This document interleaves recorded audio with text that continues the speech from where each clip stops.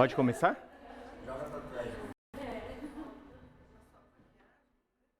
Devia ter passado a maquiagem.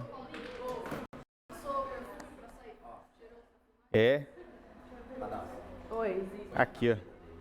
Aqui, ó. Só que eu vou virar de costas.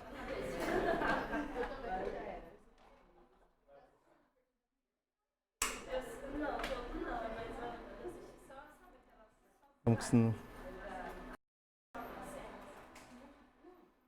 Pronto?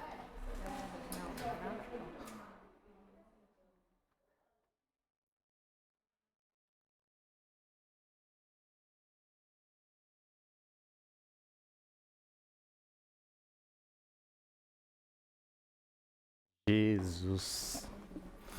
Bom dia, gente. Bom dia. Que coisa, né, gente? Bastidores é um negócio triste. Bom dia. Hoje nós teremos a nossa terceira aula.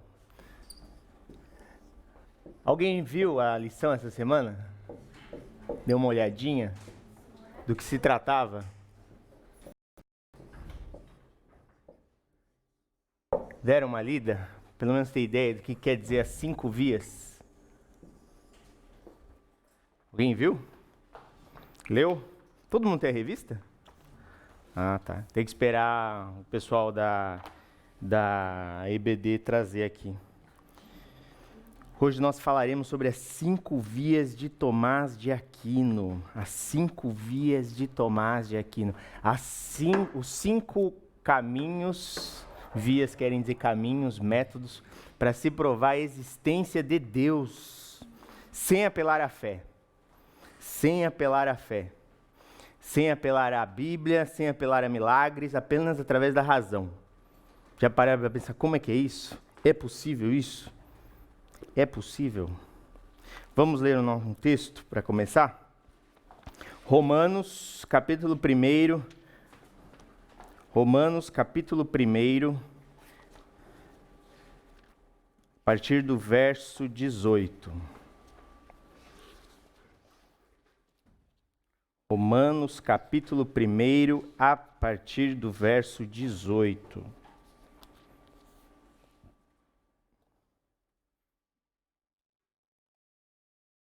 Diz assim o apóstolo Paulo à igreja em Roma, hein? Portanto, leio na NVI. Portanto, a ira de Deus é revelada dos céus contra toda impiedade e injustiça dos homens que suprimem a verdade pela injustiça.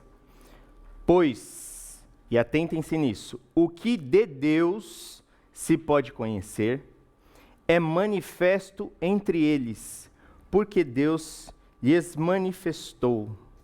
Então, nosso conhecimento de Deus é manifesto.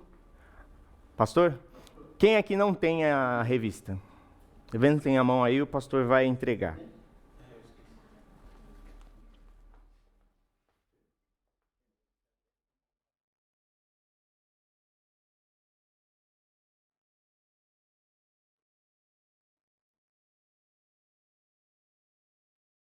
Ele não veio hoje.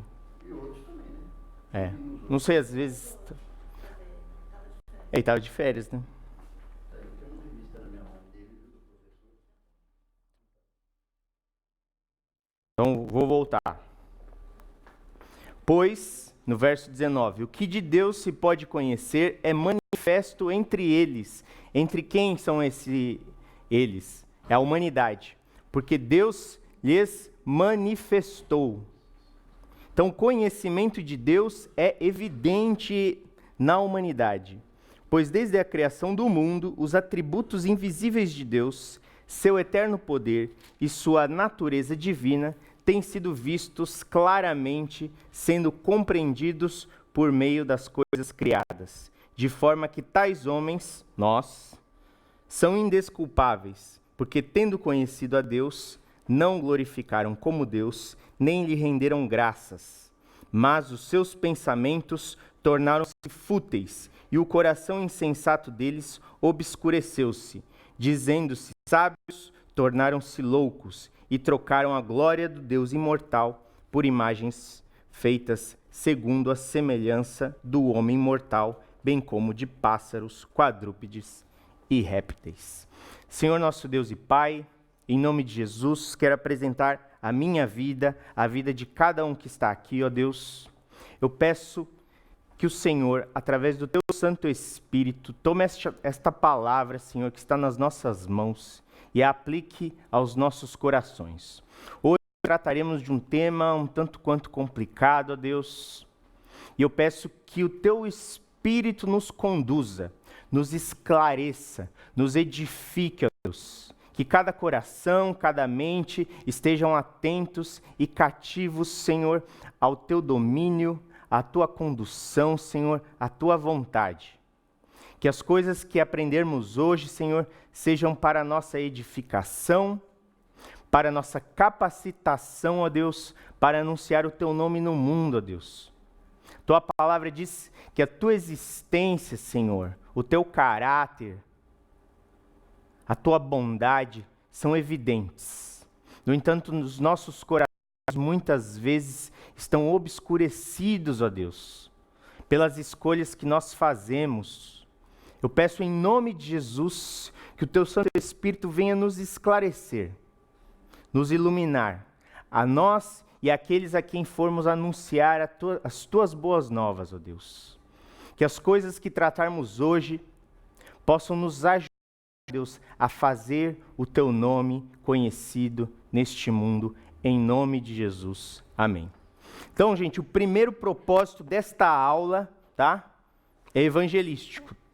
Então, hoje a gente vai aprender coisas que nós podemos aplicar na vida de outras pessoas que talvez encontremos e que, por acaso, elas sejam resistentes às Escrituras, resistentes ao Evangelho. Mas é só um caminho, tá? Tudo que nós fazemos quando nós anunciamos a fé em Deus, a fé em Jesus, tem que levar para as Escrituras. Hoje a gente vai tentar tomar um caminho alternativo para ajudar a gente a chegar nas Escrituras, tá? Mas nunca substituirá as Escrituras.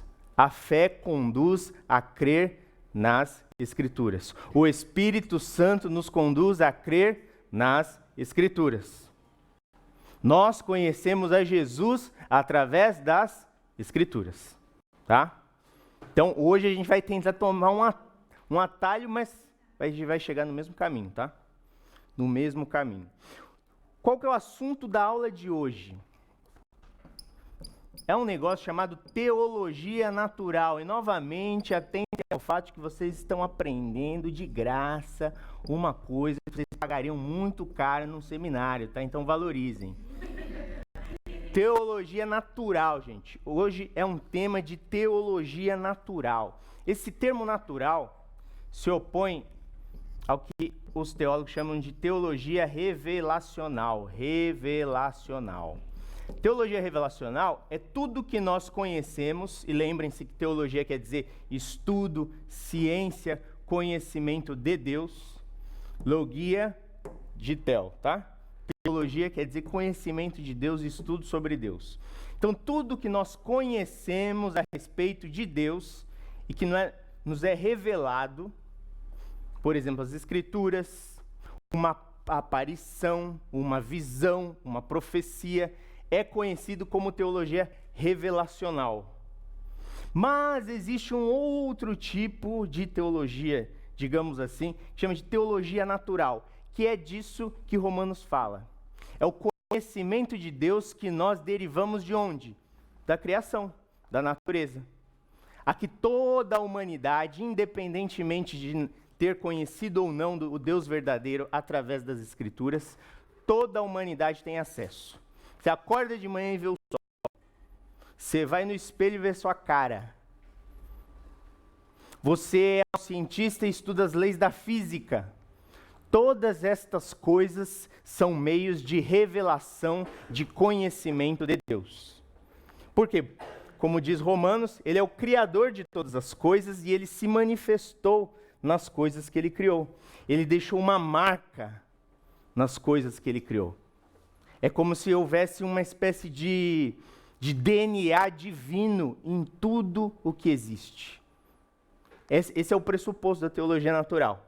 É a ideia que se nós atentarmos às coisas, às pessoas, às criaturas de Deus, nós encontraremos Deus. Essa é a ideia da teologia natural. Texto conhecidíssimo em que o apóstolo Paulo prega, pelo menos inicialmente, a partir da teologia natural. Atos, capítulo 17. O discurso ou sermão de Paulo no Areópago. Paulo chega a Atenas e fica indignado, revoltado, estarrecido com toda a idolatria que ele encontra em Atenas. Vocês que pagaram um pacote da CVC e foram para as ilhas gregas, vocês sabem, quando você chega lá, tem um bando de estátua, de templo, a Diana, a Apolo. O Partenon é um templo, né, dedicado a Atenas, né, o famoso Partenon.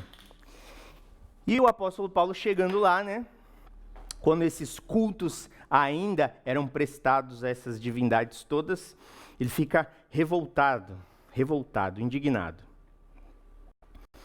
E daí ele começa a pregar, né, falar sobre Deus, e alguns filósofos, ou seja, os sábios da época, e dentro daquele contexto, né, de Atenas, eles ouvem o que Paulo está falando e na verdade, o conduzem judicialmente. Foi quase uma coerção, uma condução coercitiva. Você já deve ter ouvido essa expressão no noticiário, né? Fala, vem aqui prestar esclarecimento do que você está falando. Naquela época, pregar sobre novos deuses era, digamos assim, uma contravenção, tá? Paulo começa a falar desse Deus aí, que eles entendem que é como se fosse um casal, Jesus e a ressurreição. Paulo estava pregando sobre Jesus e a ressurreição. E aí, os filósofos entendem que ele está falando de duas divindades. Quem é esse Jesus, quem é essa ressurreição? Vamos prestar esclarecimento lá. E levam até esse espaço, que é um espaço judicial, que é o Areópago. Então ele está prestando esclarecimento lá. Aí, lá no verso 18 diz assim, ó, alguns filósofos epicureus e estoicos, são as duas grandes escolas da época, pelo menos vulgarizadas. Os epicureus, eles diziam que o grande objetivo da nossa vida é buscar o prazer. O que dá prazer é bom. O que dá prazer é bom. Então nós temos que nos conduzir na nossa vida de forma a ter cada vez mais prazer. Fugir da dor e ir em direção ao prazer. E os estoicos falavam quase o oposto, né? Em algumas medidas. Porque eles diziam que nós temos que viver, nos abster das coisas. E seguir a razão. E a razão sempre nos conduzirá. A razão, lembrem-se, ó, gente. Razão é logos. Hoje falaremos muito sobre logos.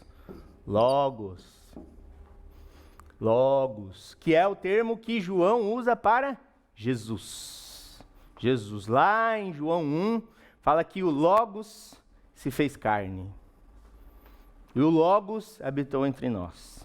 É a palavra que João usou. E aí os estoicos, eles dizem que o homem, seguindo o Logos, a razão que Deus deu a cada homem, ele vai se afastar das coisas, dos sentidos, dos prazeres da carne e vai encontrar felicidade nisso. Então são escolas filosóficas quase antagônicas. E aí diz assim no verso 18, alguns filósofos epicureus e estoicos começaram a discutir com ele, com Paulo.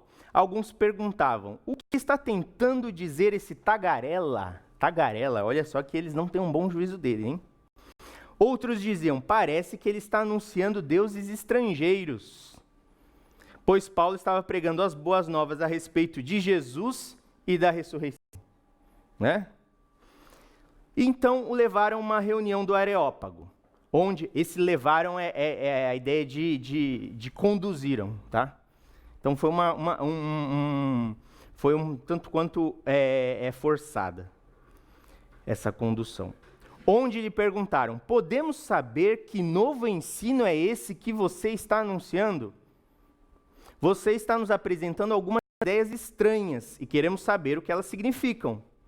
Todos os atenienses estrangeiros que ali viviam não se preocupavam com outra coisa senão falar ou ouvir as últimas novidades. Ou seja, Lucas os chama de fofoqueiros, né? 22. Paulo levantou-se na reunião do Areópago e disse: atenienses, vejo que em todos os aspectos vocês são muito religiosos. Em versões mais antigas, supersticiosos, né? Então é um termo assim meio ambíguo. Está reconhecendo que eles levam as coisas divinas a sério, mas ao mesmo tempo está dizendo que eles acreditam em bobagem. 23. Pois andando pela cidade, observei cuidadosamente seus objetos de culto e encontrei até um altar com esta inscrição: ao Deus desconhecido. Por que tinha esse altar lá? Alguém sabe? Por que os atenienses mantinham um altar ao Deus desconhecido? Quem já ouviu uma explicação sobre isso?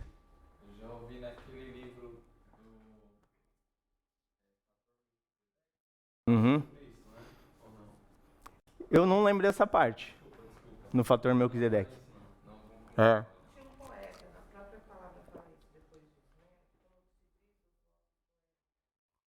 Isso Paulo vai citar adiante, né, no sermão dele. Mas, na verdade, é a ideia de que, já que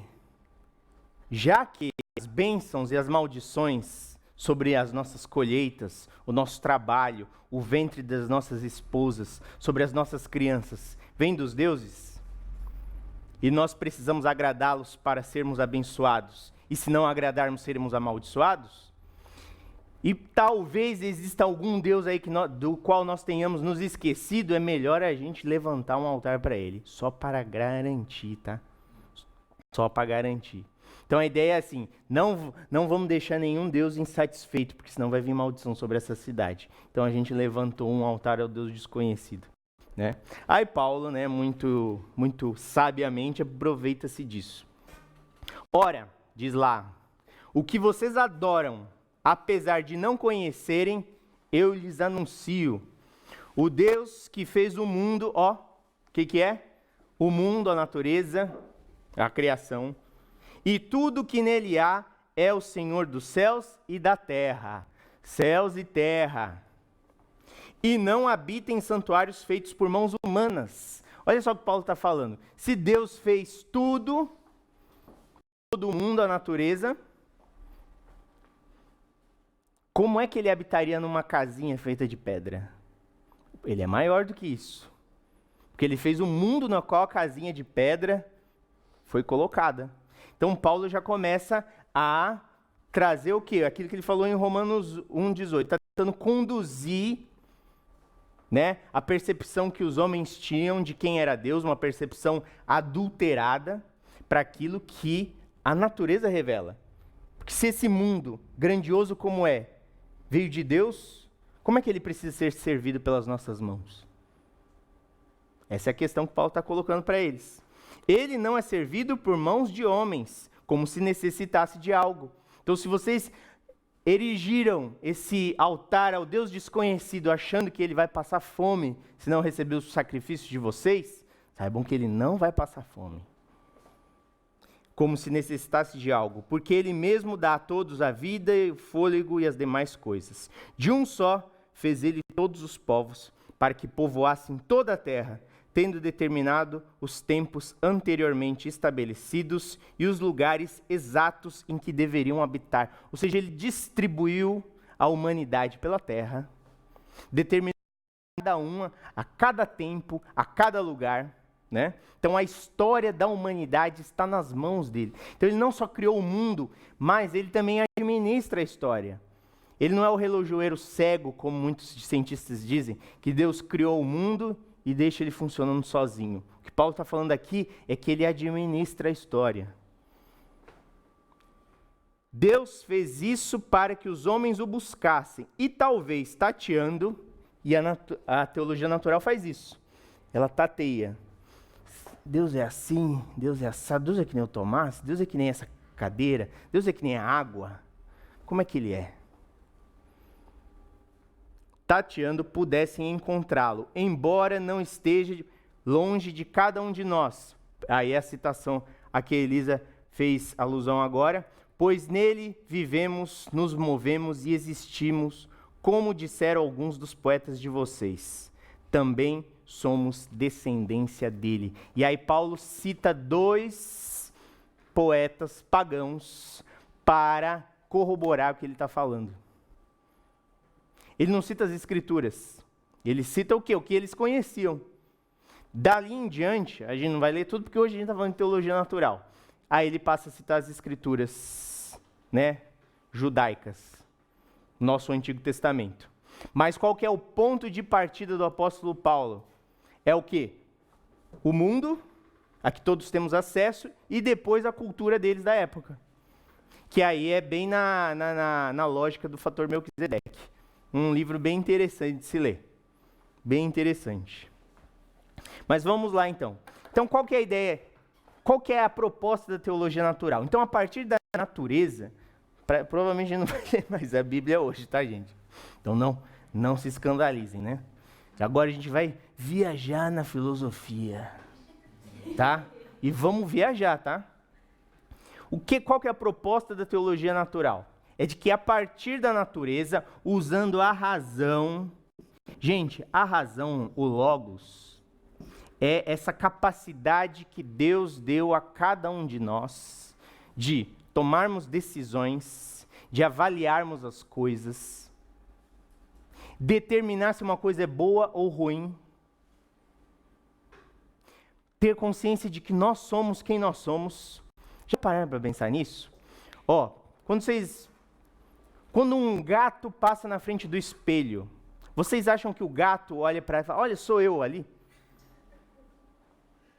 Já viram que ele fica assustado e fica tentando achar o outro gato, que na verdade é ele? A razão, entre outras coisas, nos dá a capacidade de você olhar para o espelho e saber que é você. Só que isso dá num nível o quê? Ainda mais interior. Porque você está lá em casa pensando assim, eu sofri hoje bastante, eu preciso fazer tal coisa. A quem você está se referindo?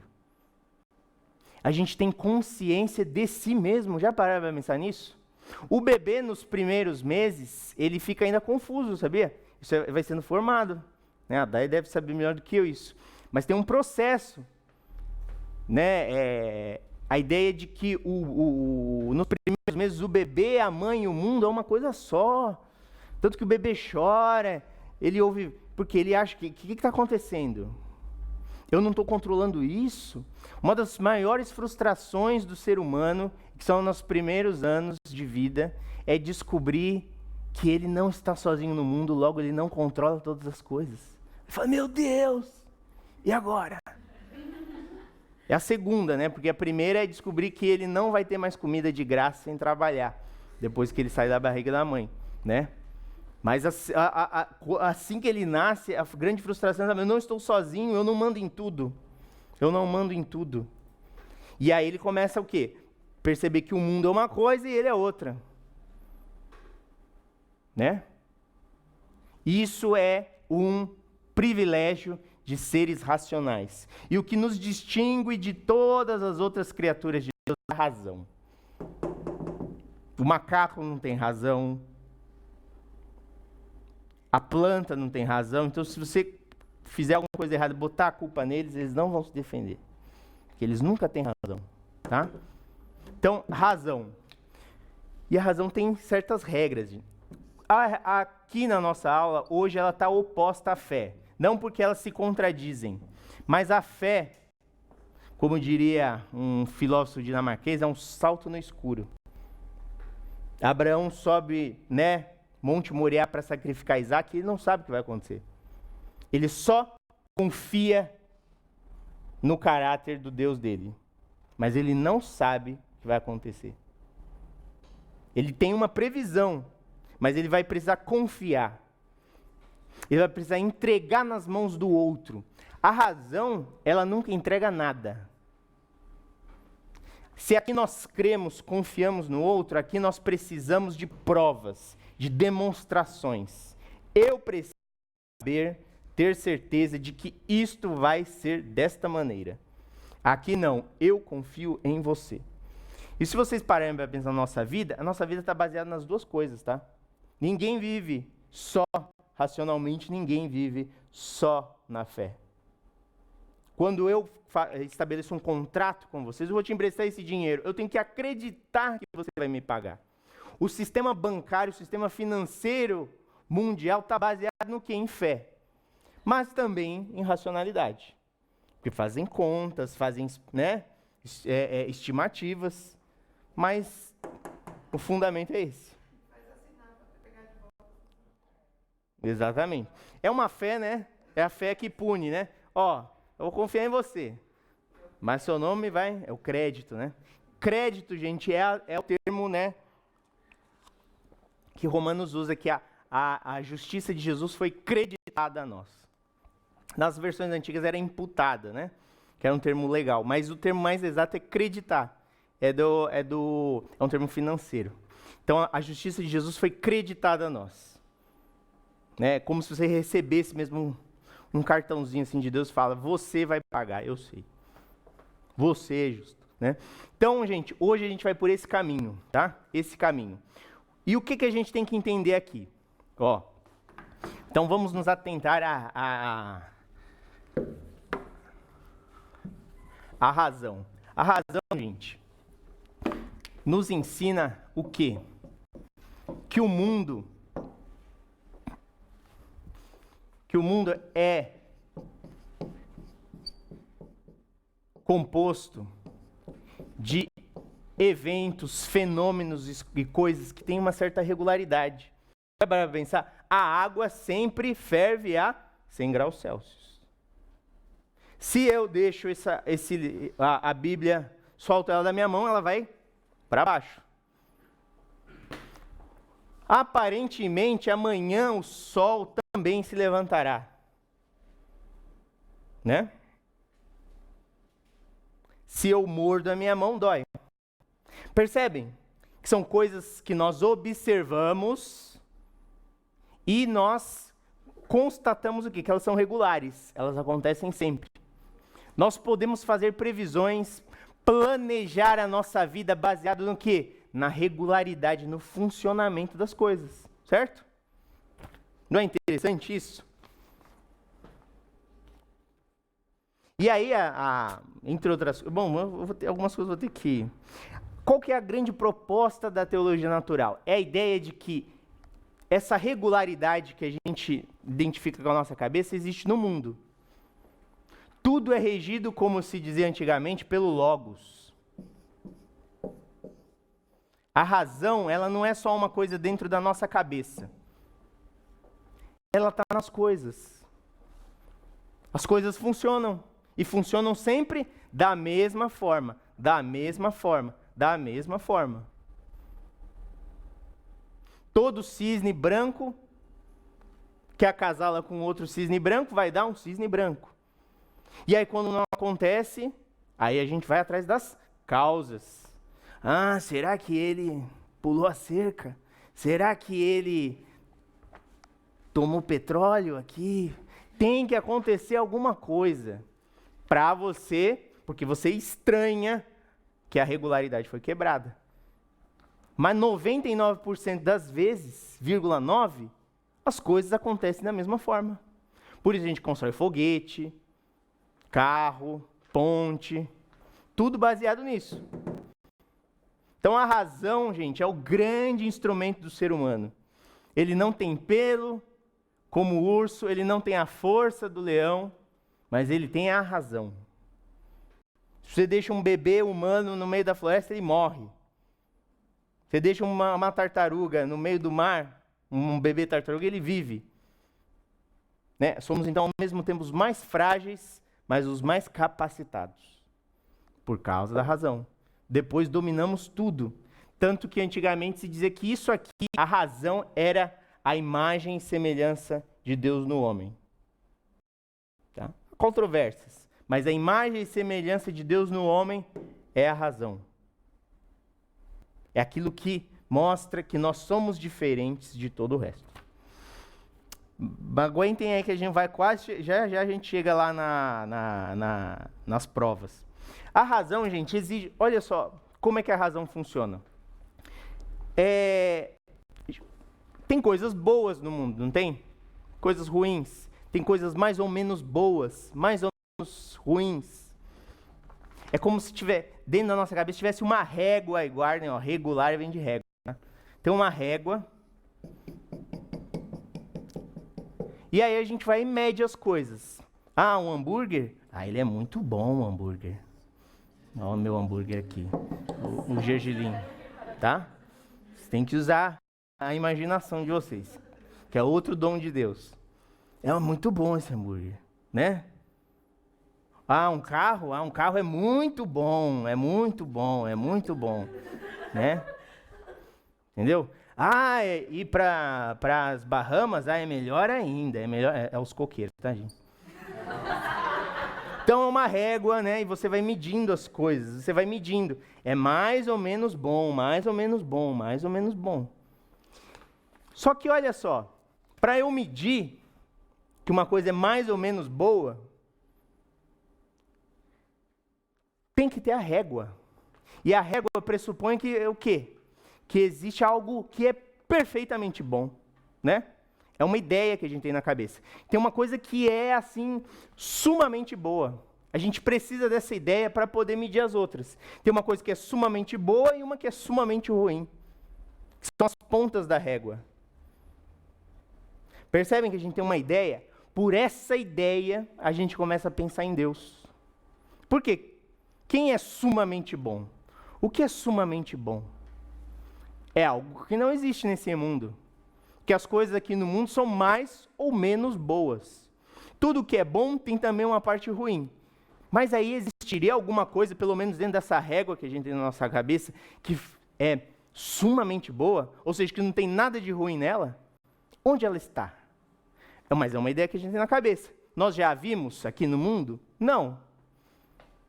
Um leão, você olha para o leão e fica, nossa, eu só preciso olhar para esse leão pelo resto da minha vida.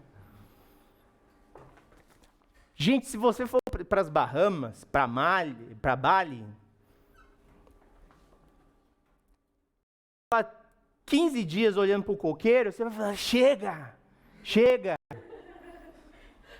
Mas, no entanto, Isaías diz que os querubins estão lá dizendo santo, santo até hoje. Por quê? Porque o que eles viram é sumamente bom, não é mais ou menos bom. Não é completo, não é perfeitamente bom. Então, mas que interessante, né? Na nossa cabeça a gente tem essa régua. Até, né, tem pessoas que não conhecem Exatamente. A gente vai chegar aí nesse negócio aí, Fernanda. Parece que todo mundo nasce, né, com essa consciência de que existem coisas certas e erradas. Esse é um dos argumentos, né, que a gente vai falar dele. Então guardem isso na cabeça, tá?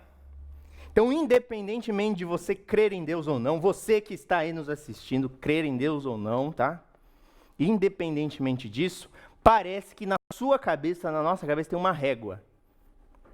Uma régua do conhecimento e uma régua da moral, que diz que as coisas são mais ou menos boas, mais ou menos certas. Mas para dizer que alguma coisa é mais ou menos boa, mais ou menos certa, eu tenho que ter os extremos da régua. Isso aqui é horrível, isso aqui é maravilhoso. E de onde vieram essas noções? Elas existem na realidade ou é só a minha cabeça que está inventando isso? Teologia natural vai propor que é o Logos, é a marca de Deus, é a digital de Deus em todas as coisas, tá? Então vamos lá.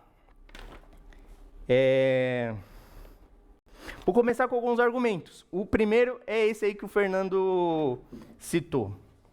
A ideia de certo e errado. Eu quero que vocês conheçam alguns argumentos para provar a existência de Deus.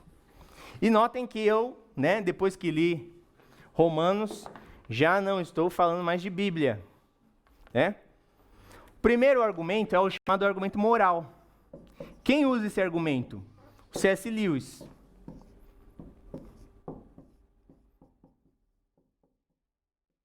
no Cristianismo Puro e Simples, ele usa esse argumento. Tem uma frase do Dostoiévski que resume esse argumento. E agora podem se chocar. Se Deus não existe, então tudo é permitido.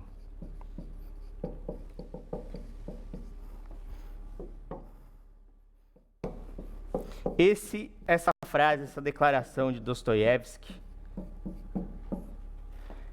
que é o escritor russo, crente, resume o argumento moral. Se Deus não existe, então tudo é permitido. Qual que é a ideia aqui? Como nós diremos que alguma coisa é boa ou ruim, se somos nós os únicos xerifes, delegados da existência? Se nós é que determinamos o que é bom e o que é certo? Por que uma criança fica revoltada que tem mais batata frita no prato da outra do que no dela? É injusto, ela fala, é injusto. Por que que nós dizemos que roubar é injusto? Por que não saímos roubando? É mais fácil. Gostei da sua Bíblia, me dá. Né? Não é mais fácil? Simples, gente. Roubar não é simples. Eu quero uma coisa, eu vou e pego. Independentemente se é minha ou não. Não é prático?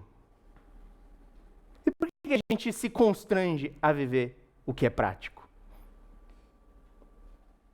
Aí, vai ter vários argumentos. Mas a ideia é que não importa a cultura em que você nasceu, não importa aquilo que você chama de certo e errado, a noção existe na sua cabeça de certo e errado.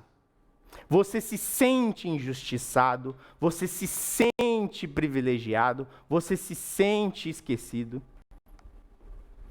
Tem uma régua dentro da sua cabeça, aparentemente. E se essa régua só está dentro da sua cabeça, ela não está no mundo, então você está vivendo, fora da realidade. Mas parece na realidade também. E aí a ideia é essa: se tudo que existe tem uma certa regularidade, parece ser regido pelo certo e errado, tem que ter uma fonte, tem que ter uma origem. Eu sou inteligente, tem que ter alguém também inteligente em algum lugar que construiu as coisas dessa forma. Essa coisa nós chamamos Deus. Se não tem, por que você está reclamando? Está tudo liberado. É disso que Dostoiévski está falando.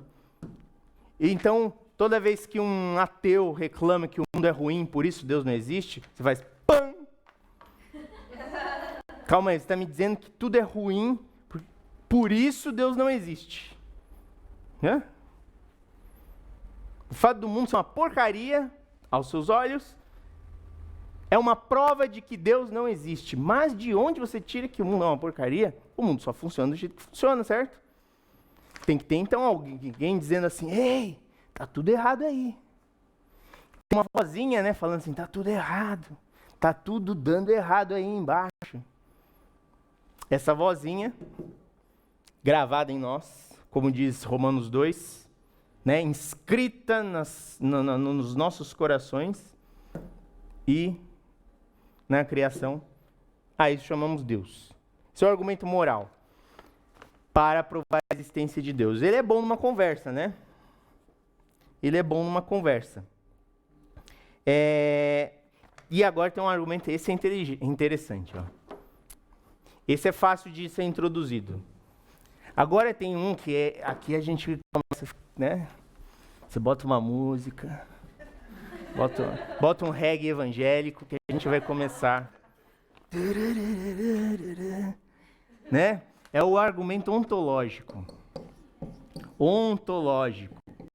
Ele tem esse nome, não é um só, tem várias versões dele. Já começa a minha recomendação de livros para vocês. Se vocês quiserem se aprofundar nessas questões, tem um livro de um filósofo da religião cristão, muito conhecido, muito famoso, muito respeitado, que é o Plantinga, tem esse livrinho chamado Deus, Liberdade e o Mal, que ele, entre outras coisas, apresenta uma versão do argumento ontológico para provar a existência de Deus. É um livro difícil de ler, tá? Para quem não tem familiaridade com filosofia. Você lê, você dorme, você lê de novo, você dorme. Né? O caminho da filosofia é mais ou menos assim. Você pega o livro, joga ele na parede, aí você busca ele de volta, você lê de novo, joga ele na parede de novo, volta. Espera 6 meses, lê de novo, aí um dia a ficha cai. Né? Mas a Bíblia também é assim, né, gente? Só não joga ela na parede. Tá? O argumento ontológico, gente, é interessantíssimo, porque ele diz o seguinte: quando nós pensamos na ideia de Deus, quando pensamos na ideia de Deus, no que pensamos? E diz assim o argumento ontológico, né? Que Deus, se ele existe, quando nós pensamos nele, ele é alguma coisa, né? É algo tal que nada maior pode ser pensado. Nada maior pode ser pensado. Então a gente está falando só de uma ideia, tá? Você pensa no urso, o urso é forte. Deus é mais forte ainda. Você pensa num prédio, ele é grande. Deus é maior ainda. Né? Você pensa em alguém bonzinho, Deus é muito mais bonzinho, né? Bonzinho. Qualificação bem interessante essa. Você pensa em alguém que foi justo, esse Deus é muito mais justo, certo? Então, quando pensamos em Deus, basicamente pensamos em algo tal que nada maior pode ser pensado, certo? Mas para uma coisa ser realmente grande, né? Ser a maior de todas, ela não pode, ela existe na minha cabeça, certo? É aquela reguinha, né? Essa ideia aqui, eu posso pensar nela. Então, ela existe na minha mente, certo? Mas se ela é grande mesmo, ela não pode existir só na minha mente, né? Ela tem que existir na realidade. Certo? Senão ela não vai ser grande mesmo, né? E se ela existe na minha mente, tem que existir na realidade, logo Deus existe. Fim. Não é simples? Vocês entenderam? Se Deus é a maior de todas as coisas e eu posso pensar nele, e ele é a maior de todas as coisas, para ela ser realmente grande, ela também tem que existir na realidade, não só na minha mente. Ela não pode ser só pensada, ela tem que existir também. Logo, Deus tem que existir.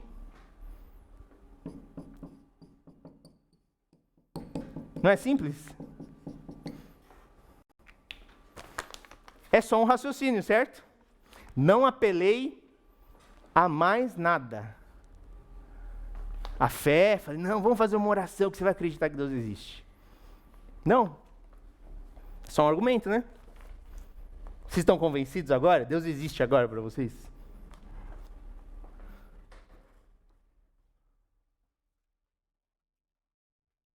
Esse é o argumento ontológico. Se alguém quiser saber mais sobre ele, né? Mas vocês entenderam? Então, esse é o argumento ontológico. Hoje a gente vai falar de outro tipo de argumento, tá? É o famoso argumento cosmológico. É a partir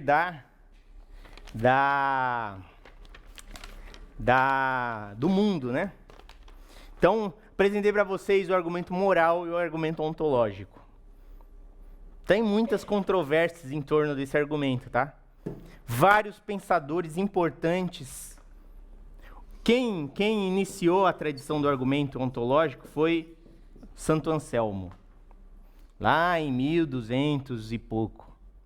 Descartes, famoso filósofo francês, fundador da modernidade, né? Para muita gente é o fundador dos gaysista, abortista, materialista, né? Ele é o iniciador de tudo isso aqui. Todo mundo que vai para a faculdade tem introdução à filosofia vai passar pelo Descartes. Ele também sustentou o argumento ontológico.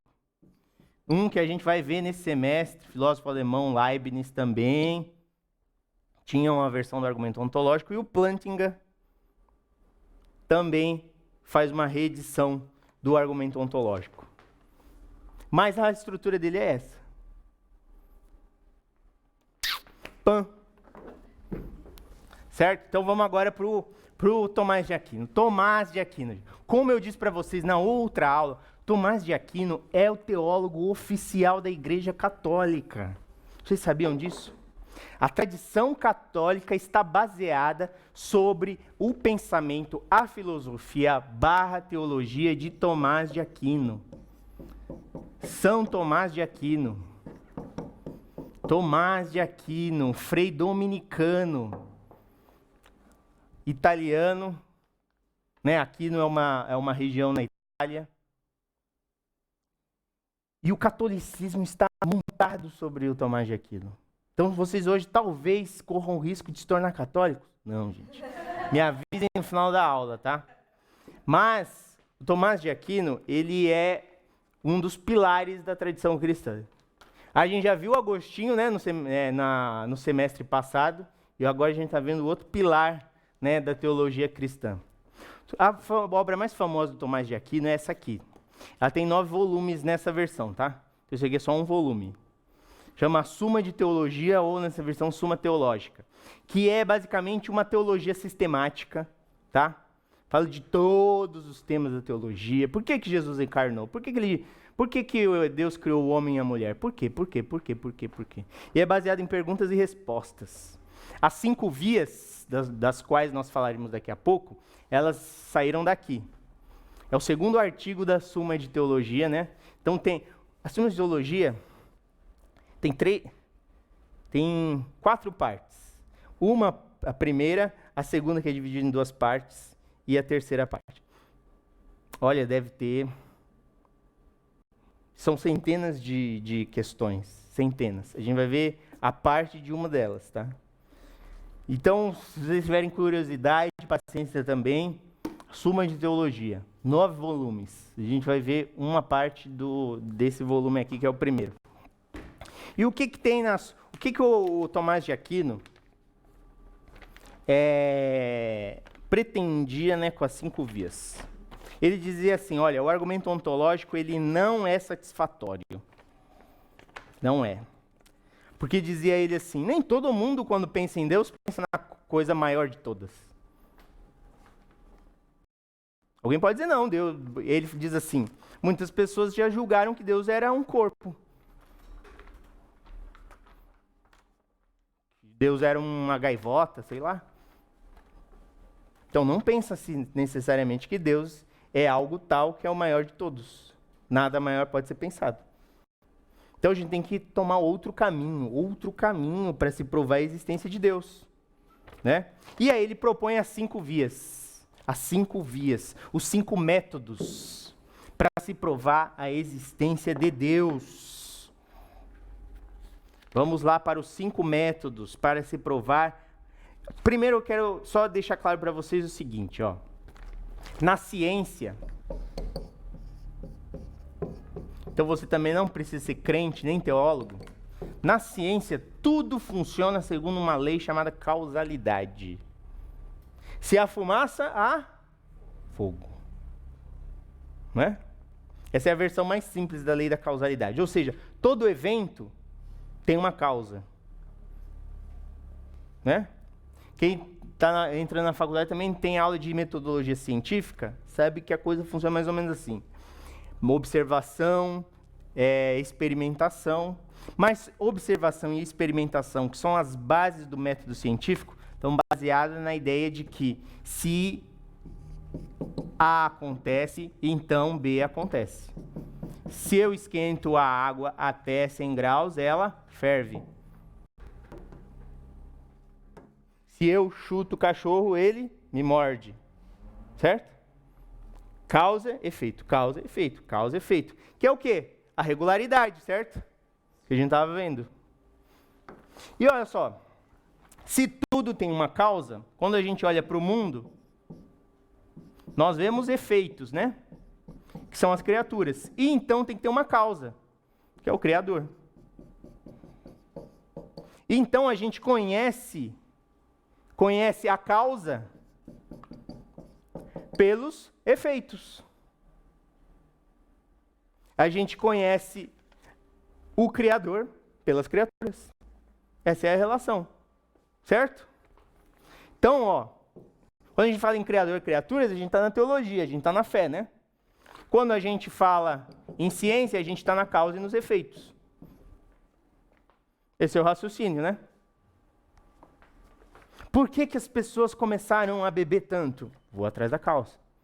Por que jovens de 17 a 25 anos têm mais probabilidade de morrer num acidente de carro? Por isso as seguradoras cobram, né, seguros altíssimos para quem está na cidade. Vou atrás da causa. Certo? Nosso raciocínio o tempo inteiro. Quem é que mexeu aqui nas minhas coisas? Causa. Por que eu não estou conseguindo orar direito? Causa. Por que fulano não veio hoje? Causa. Causa. A gente sempre está o quê? Olhando para os efeitos atrás das causas. Isso é ciência, gente. Olha só. Simples. Ciência é baseada nisso. Conhecimento humano é baseado nisso. Só que a ciência ela se restringe. O que a ciência faz? Ela só busca as causas do que pode ser observado no mundo. A razão, que é essa nossa capacidade, ela vai além. Ela pensa assim, tá, tem esse mundo em que a água ferve a 100 graus, né, pelo menos aqui em São Paulo. Tem os cachorros, tem os gatos. E além desse mundo? Porque se tudo tem né, efeito, causa, efeito, causa, efeito, causa, efeito. Se a gente volta efeito, causa, efeito, causa, efeito, causa, efeito, causa, efeito, causa. O mundo também deve ter uma causa, certo? A ciência para aqui, né? Tudo que acontece no planeta Terra, ou até onde os astronautas chegaram. Efeito, causa, efeito, causa, efeito. A razão tem necessidade de ir além. E o que tem depois? Por exemplo, até uma explicação científica, né? A proposta de que a origem deste universo, tal como conhecemos, é uma grande explosão chamada Big Bang. Boom! Até isso, você pode perguntar assim, e antes disso? E antes disso? E antes disso? E antes disso? E antes disso? Procurar a causa da causa da causa da causa da causa. Então esse raciocínio é na cabeça, certo? Você não precisa ser crente para admitir isso. Através dessa ideia de ficar voltando, uma hora a gente vai ter que parar. Então olha só, gente.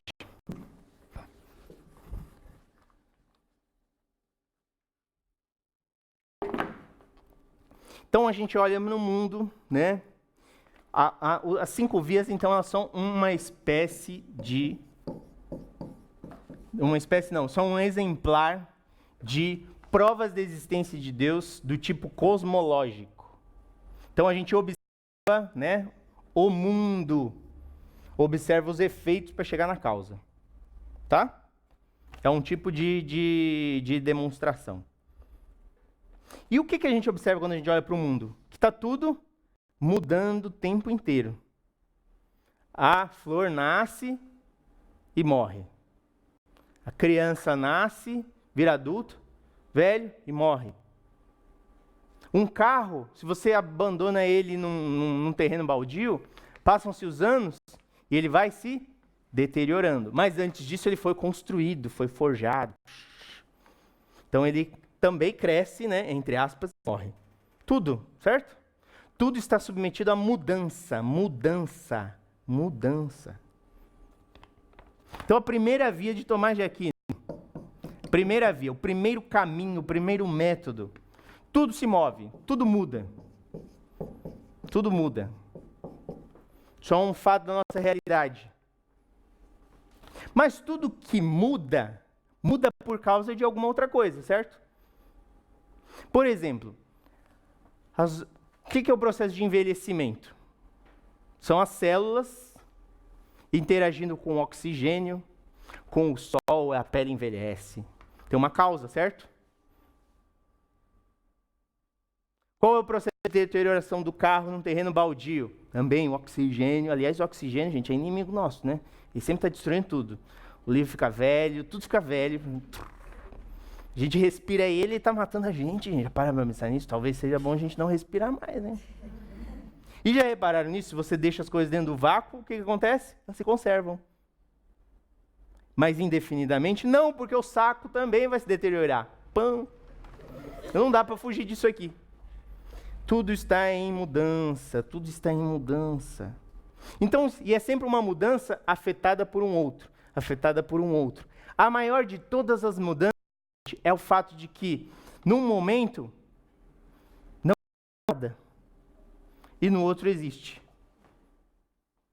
É a maior de todas as mudanças.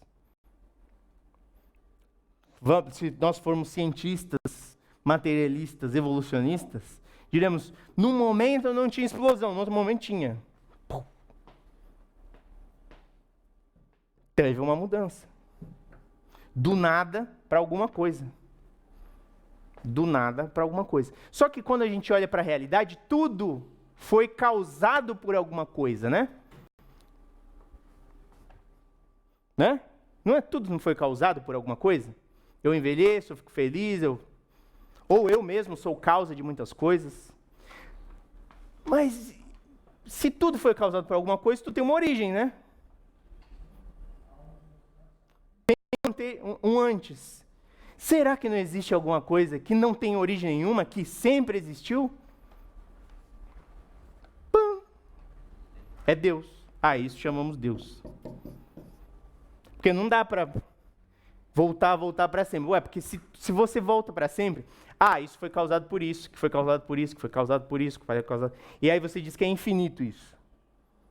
Então só vai ter efeitos, né? Porque tudo foi causado por alguma coisa. E a ideia de causa vai embora. Se é infinita a regressão, eles dizem, né? Só tem efeitos no mundo. E aí, não tem causa? Aí dá um tela azul de novo na nossa cabeça. E logo, Deus existe. Logo, Deus existe. Segunda não é muito diferente dessa. Tudo muda, então tem que ter alguma coisa que nunca muda. Se tudo muda, então tem que ter alguma coisa que nunca muda. Essa é a primeira via. Segunda via.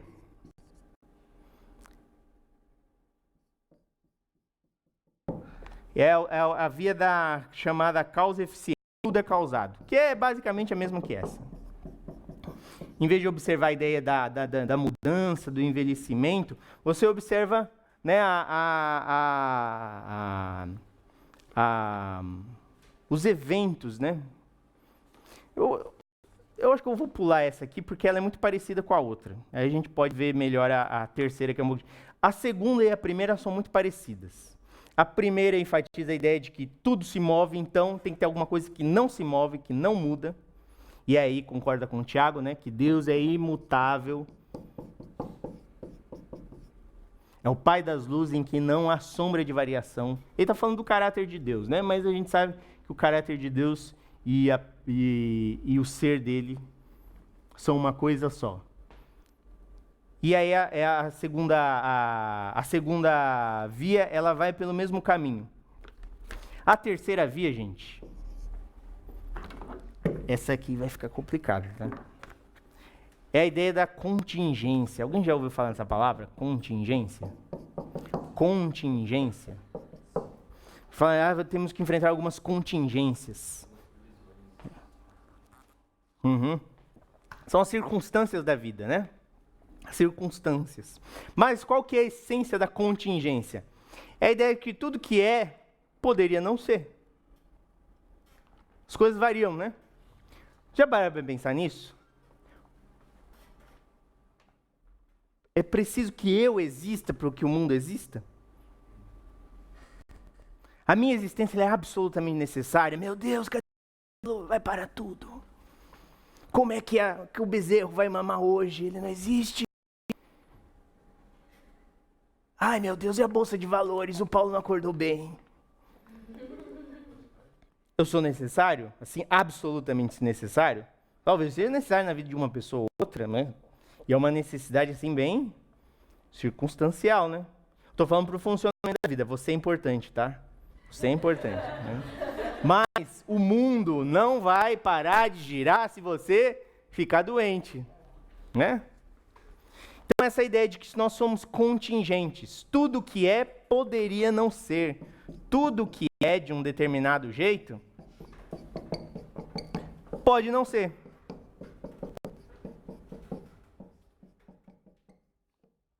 É azul, mas podia ser vermelho. Nasceu, mas poderia não nascer. Teve 2 filhos, mas poderia ter 3. Que, aliás, esse é o espaço da liberdade. A liberdade está aí. Você pode fazer assim ou pode fazer assado. Né? Mas se tudo... Hã? O que é contingência? É você ver as condições que tem e, a partir disso, fazer um planejamento. Mas é só uma estimativa. É só uma estimativa, é só uma previsão. Tudo que é pode não ser, ok? Mas se tudo que é pode não ser, será que existe uma coisa que tem que ser necessariamente? Que não tem jeito dela não... Que ela não poderia não existir? Né? Algo que não pode não existir?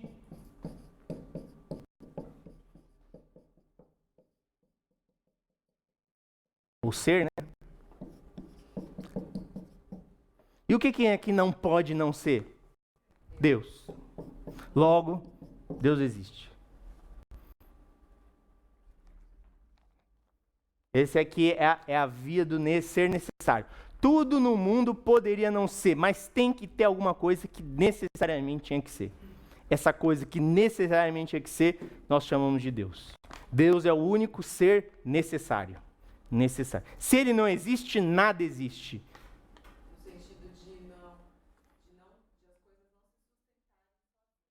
E não virem a existência, né? E nem virem a existência.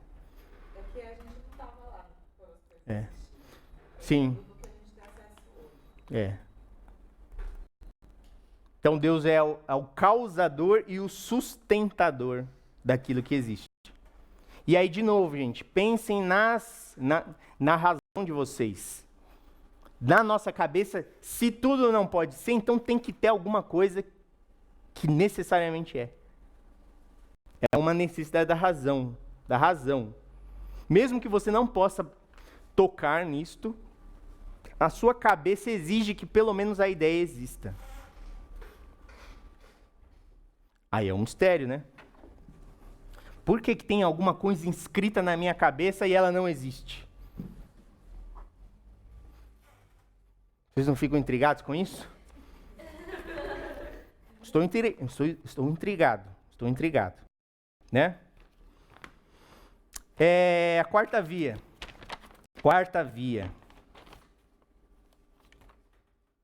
Talvez até podia ter lido, vocês sentirem como é que é o texto original, né? Talvez eu leia alguns para vocês. É a via da gradualidade, ou dos graus do ser. Gradualidade. Dos graus de ser. Que é basicamente aquilo que eu estava falando da régua. No mundo existem coisas mais ou menos boas, mais ou menos justas, né? Mais ou menos poderosas. Então deve haver alguma coisa que seja perfeita e sumamente boa, poderosa, generosa e o que for, e poderosa, né? Tem que haver. Me leva a pensar nisso. E a quinta via? A quinta via, ela vamos dizer assim, a mais bíblica, né? Porque tem até um trecho da Bíblia que mostra a quinta via. Textualmente, né? Porque todas elas, em alguma maneira, a gente pode chegar nela. É a via do governo ou da finalidade. Vamos abrir lá em Jó, o livro de Jó, capítulo 38. Jó, capítulo 38.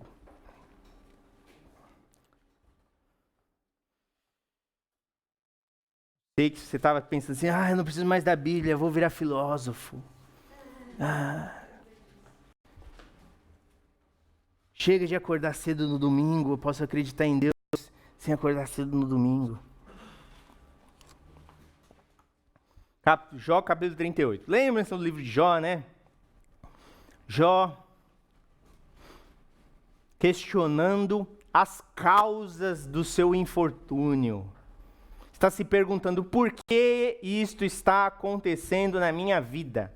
Por quê? Por quê? Por quê? E aí ele começa a maldizer a própria vida, e os amigos dele... Qual que é o grande problema do livro de Jó? Que os amigos dele chegam com uma causa para o infortúnio dele. Você deve ter pecado. E Jó tem absoluta certeza de que, seja lá o que ele tenha feito, não pode ser a causa do que está acontecendo na vida dele. Mas os amigos dele têm uma causa para a vida dele. E a causa é o pecado. Você pecou, Jó. Você fez alguma coisa. Porque ninguém nesse mundo, dizem os amigos dele, sofre se não tiver pecado. Então vocês são todos pecadores, porque eu sei que vocês estão sofrendo. Entendeu? Esse é o argumento do livro de Jó. Mas o que Jó fala? Não, eu não pequei. Eu não pequei. E se Deus me desse uma oportunidade, eu defenderia a minha causa diante dele. E o que acontece?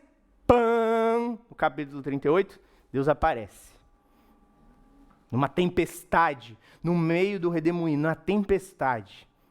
Né? Deus está na tempestade. Diz assim, quem é esse que fala tanta bobagem, né? Na nova versão do amanhã. Capítulo 38, a partir do verso 2, né? Quem é esse que obscurece o meu conselho com palavras sem conhecimento? Quem é que está falando tanta groselha aí embaixo, né? E aí vamos lá no verso 19 e a 30, a partir do verso 19. O que Deus vai falar para Jó? Diante de todas as questões de Jó. De todas as questões. Olha só o que Deus começa a falar para Jó, né? No verso 19. Como se vai ao lugar onde mora a luz? E onde está a residência das trevas? Né? Se você acompanha a luz e as trevas, é aqui. Poderá você conduzi-las ao lugar que lhes pertence? Olha que perguntas filosóficas, né? Conhece o caminho da habitação delas? O caminho da luz? De onde veio a luz? Para onde ela vai? E as trevas? Vou segui-las. 21. Talvez você conheça, porque você já tinha nascido, né? Deus está sendo irônico com Jó. Eu achei que Deus não brincava. Você já viveu tantos anos? Acaso você entrou nos reservatórios de neve? Já viu os depósitos de saraiva, né, da tempestade? De pedra? De granizo? Já? Você estava lá? Basicamente, Deus está perguntando para Jó, você estava na casa das máquinas da criação? Né, apertando os parafusos, fazendo o negócio funcionar? Que eu guardo para os períodos de tribulação, para os dias de guerra e de combate? 24. Qual o caminho por onde se repartem os relâmpagos? Onde é que os ventos orientais são distribuídos sobre a terra? Quem é que abre um canal para a chuva torrencial e um caminho para a tempestade trovejante? Vai, vem por aqui, vem por aqui. Para fazer chover na terra em que não vive nenhum homem. Ou seja, Deus está se referindo lá àquele período lá no Gênesis, em que não havia homem sobre a terra. Falando da criação. No deserto onde não há ninguém. Para matar a sede do deserto árido e nele fazer brotar vegetação. Olha só o que Deus está falando aqui, é interessante. Não tem nem nenhum de vocês lá, comedores de arroz e feijão, cheio de perguntas. Lá no meio do deserto está chovendo lá. Ou seja, vocês não são o centro do universo. Eu faço chover lá no meio do deserto. Ninguém está pedindo, ai meu Deus, não está chovendo aqui há tanto tempo. E chove. 27. Para matar a sede do deserto árido e nele fazer brotar vegetação? Acaso a chuva tem pai? Gente, essa é uma pergunta sobre o quê? Sobre causa. Quem é que causa a chuva? Acaso a chuva tem pai? Mas no sentido assim, tem alguém que vai falar, chove por favor? Vai chuvinha, hoje você tem que acordar e chover, hein? Tem alguém dizendo para a chuva, olha, tá tarde, ó, já passou a hora. Quem é o pai das gotas de orvalho? De que ventre materno vem o gelo? E quem dá à luz a geada que cai dos céus, quando as águas se tornam duras como pedra e a superfície do abismo se congela?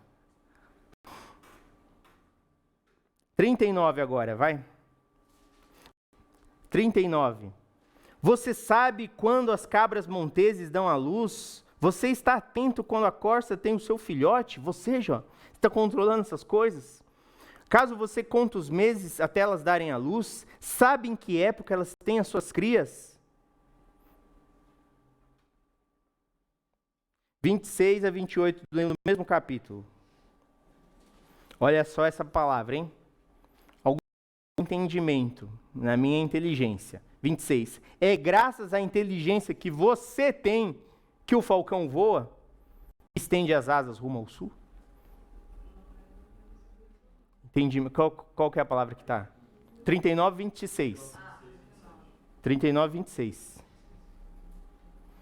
É graças à inteligência que você tem, ou seja, a sua razão, sua capacidade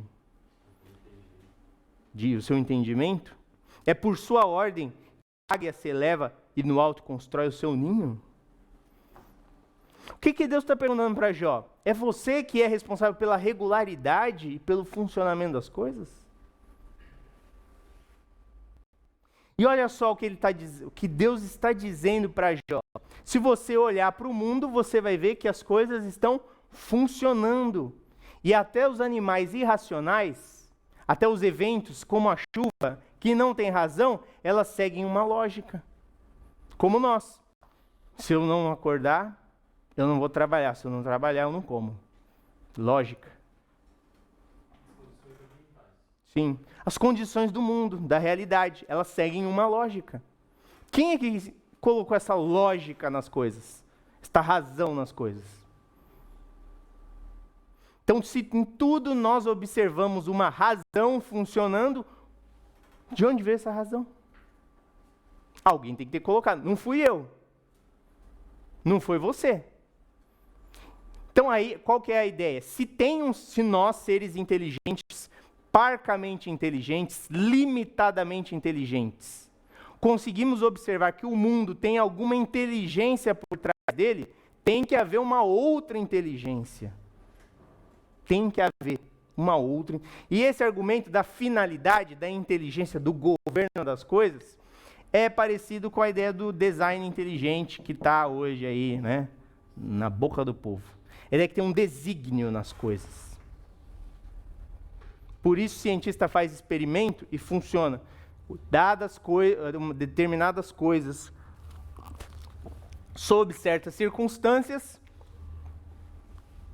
obteremos certos resultados. Sempre, sempre, sempre, sempre, sempre. Então tem uma inteligência atrás das coisas. Essa inteligência se chama Deus. E logo, Deus existe. Essas são as 5 vias.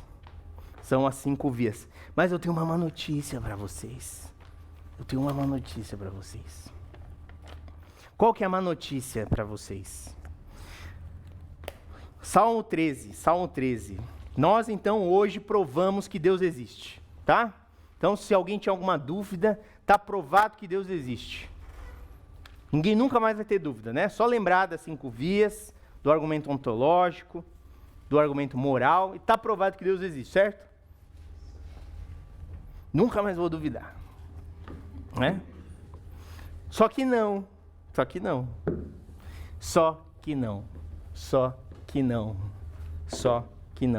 Salmo 13, gente, Salmo 13. Olha o que diz lá o Salmo 13. Desculpa, gente, Salmo 14, né? Salmo 14. Diz o tolo em seu coração, Deus não existe. Tolo é uma palavra bonita da Bíblia, né? Pra gente, né? Né? Gente tonta, né? É o insensato, o tolo, é aquele que não pensa direito, aquele que não tem nada na cabeça. É a palavra grega. Quando Paulo fala, ó insensatos Gálatas, ó Gálatas sem entendimento, sem raciocínio. Né? É uma palavrinha bonita chamada anoetos. Anoetos.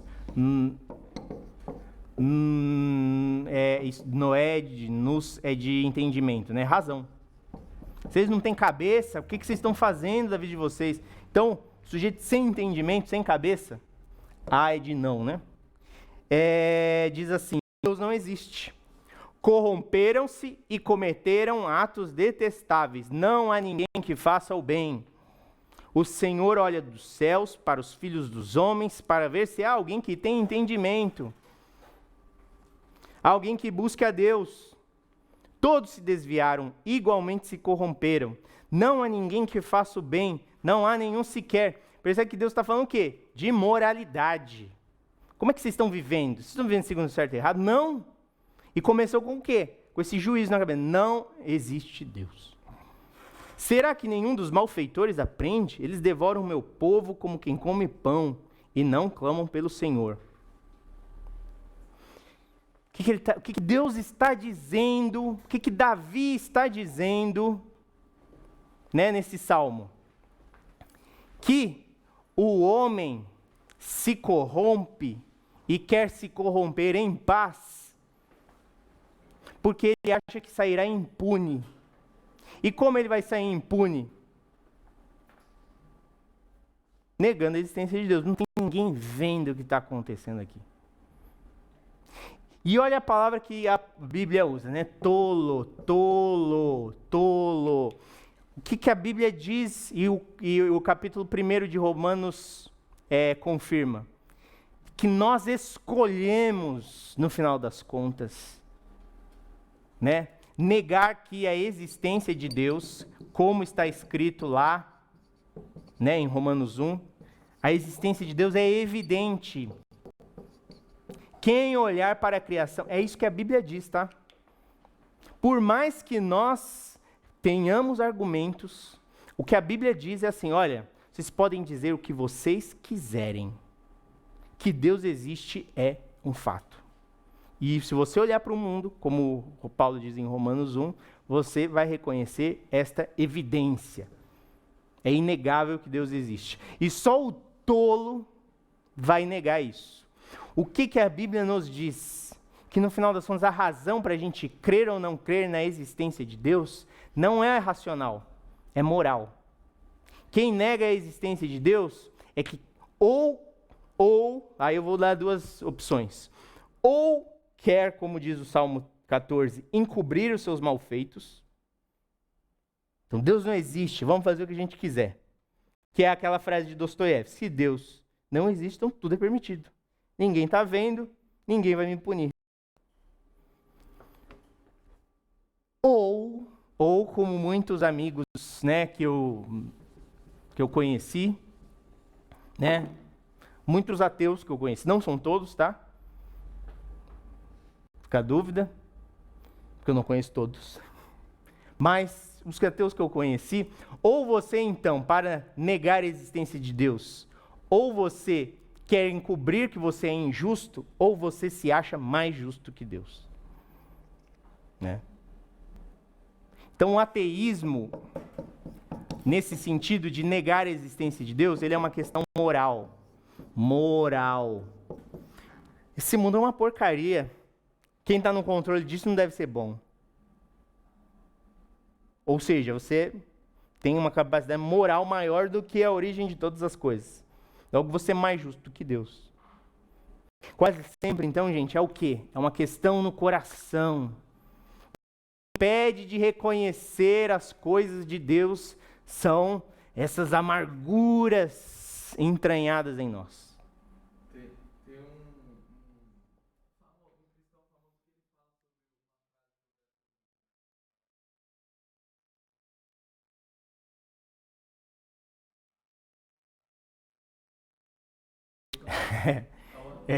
Realmente, né?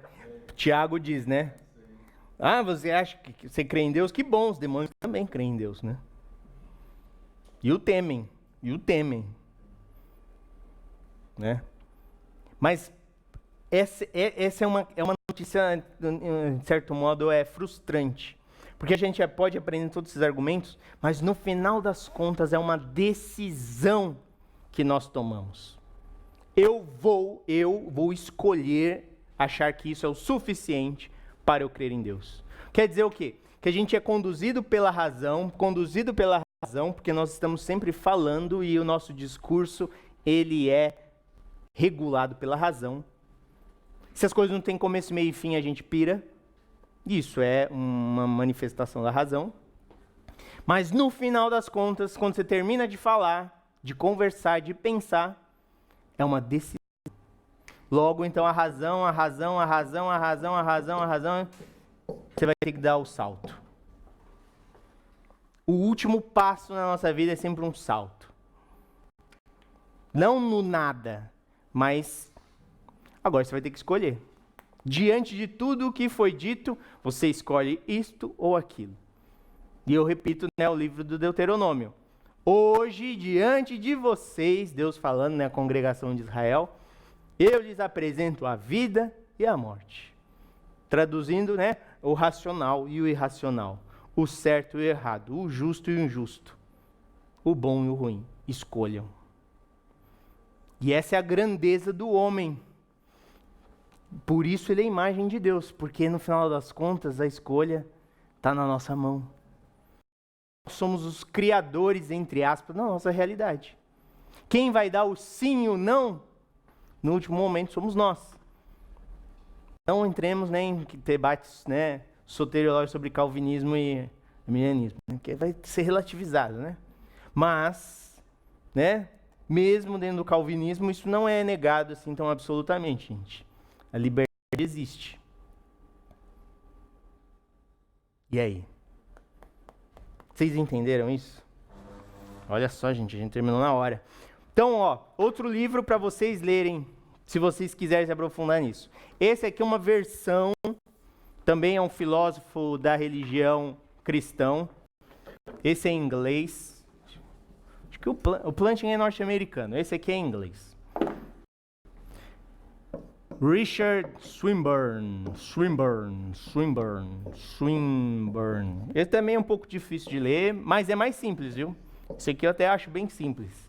Bem simples, é bem introdutório. Ele faz um esforço para deixar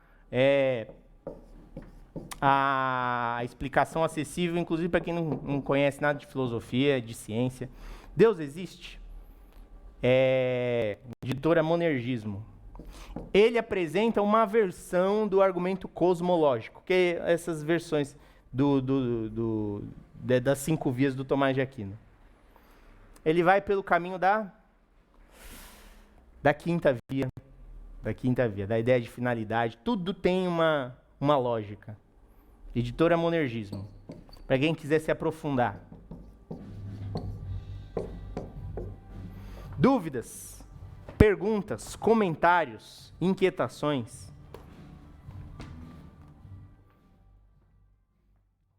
Estão convencidos?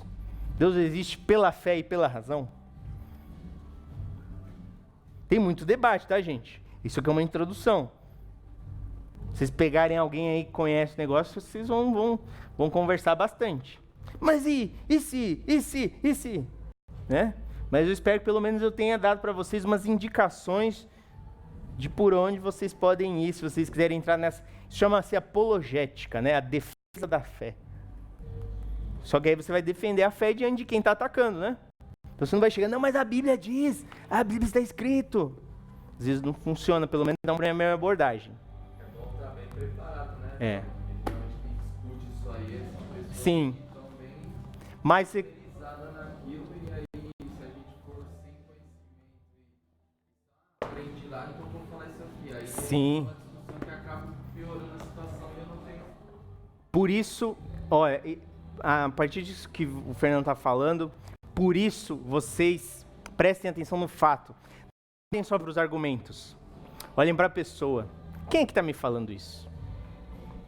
Quem é que está me falando isso? E Jesus fazia isso nos evangelhos. Ele nunca respondia à pergunta, mas ele respondia à pessoa. Ah, é o fariseu que está me perguntando isso? Ah, é o jovem rico que está me perguntando isso? Quem é que está me perguntando isso? Não gastem saliva à toa, tá, gente? Não lancem pérolas aos porcos. Às vezes a gente entra na discussão nos termos do cara, do indivíduo, do interlocutor, mas é importante a gente, às vezes, estabelecer as nossas razões. Calma aí. Mas por que está doendo tanto? No final das contas, essa é uma grande questão. Você está atacando Deus tanto? E, gente, olha, é uma dica, né? Deus é um codinome nesse mundo para Pai. E num país como o Brasil, cheio de famílias monoparentais, ou seja, composto só de mãe, os homens tudo astronauta, tudo foi comprar cigarro, não voltaram mais. Quando o cara fala, Deus, ele fala, pai é o quê? Bêbado, cachaceiro, tá na prisão, não presta. Deus é autoridade. E aí o cara às vezes tá lá xingando Deus, mas ele tá xingando é o pai dele, tá? Isso é psicanálise, tá? Da CI me ajuda, entendeu? Se vocês perguntem para ela. Psicanálise para iniciantes, entendeu? É o pai. Então tem questões íntimas, é isso que o Salmo 13 está falando. Você tem razões pessoais para negar a existência de Deus que não tem nada a ver com a razão. Salmo 14, desculpa, 13, né? 13 não é bom, gente, 13 não é bom.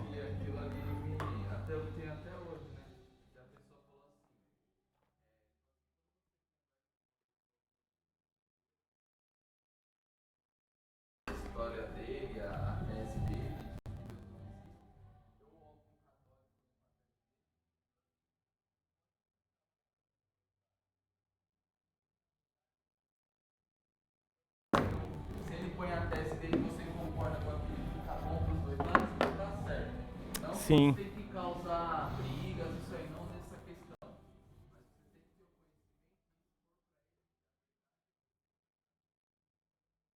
Sim. Tá preparado. Gente, se depois vocês quiserem conversar sobre alguma coisa disso, né? Conversemos e aí mais indicações. Depois eu dou uma indicação. William Lane Craig também é um grande apologista da fé. William Lane Craig, né? Antes que o William Lane Craig. Procurem no YouTube. Ele fala de tudo isso aqui melhor, com mais profundidade, tá? Deixa eu orar. Senhor nosso Deus, nosso Pai, nós te agradecemos, ó Deus. Em primeiro lugar, pelo teu Filho amado, o Logos, Criador e sustentador de todas as coisas. Te agradecemos pela tua palavra, porque ela nos limpa, ela tira os erros da nossa mente, Senhor, afetada pelo pecado. E nos conduz à verdade, ao Senhor que é a verdade.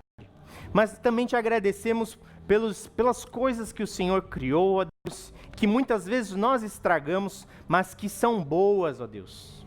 As coisas que o Senhor fez, como o Senhor fez, são boas. A nossa mente, ó Deus, é um instrumento que o Senhor nos deu para alcançarmos muitas coisas boas, ainda que muitas vezes a usemos mal, ó Deus. Mas nós te agradecemos, ó Deus, e pedimos que o Senhor nos livre do mau uso das coisas que o Senhor nos deu.